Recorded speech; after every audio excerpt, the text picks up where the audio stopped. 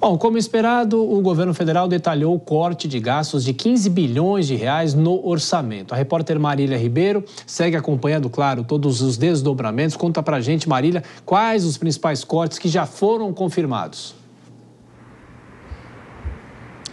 Oi, Tiago. Então, esse decreto ele foi publicado no final da noite desta terça-feira e trouxe esse detalhamento anunciado pelo governo, do corte de 15 bilhões de reais no orçamento de 2024.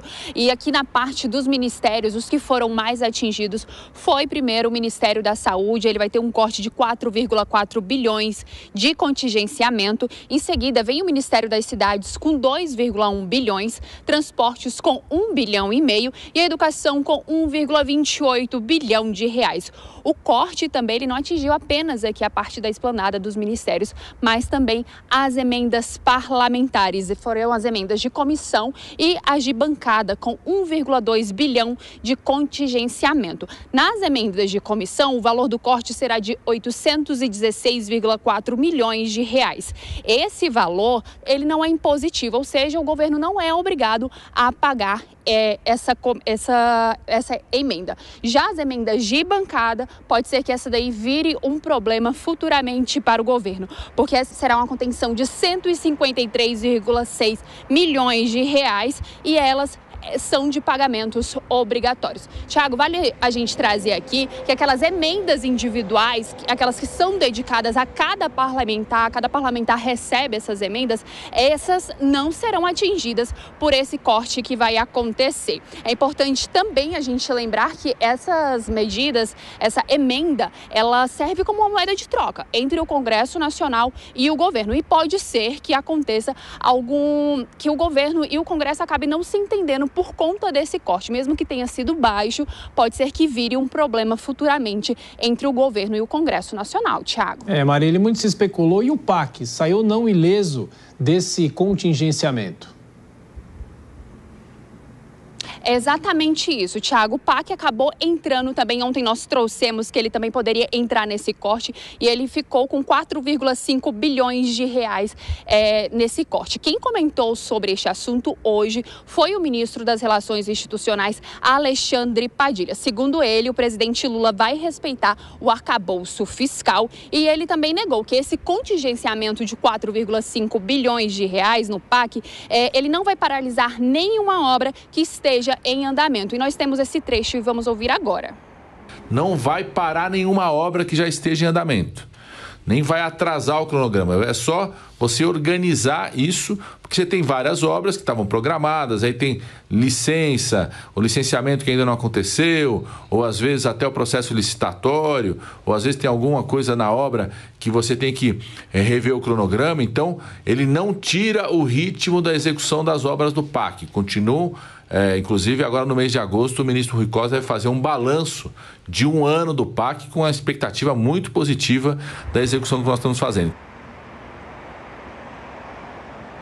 Essa fala do ministro Alexandre Padilha aconteceu pela manhã aqui no programa Bom Dia, Ministro, que é do governo federal. Nesse mesmo programa, Padilha disse que o cumprimento do arcabouço fiscal foi uma determinação do presidente Lula aos seus ministros e que o contingenciamento de recursos que foi publicado no Diário Oficial é prova disso, Tiago.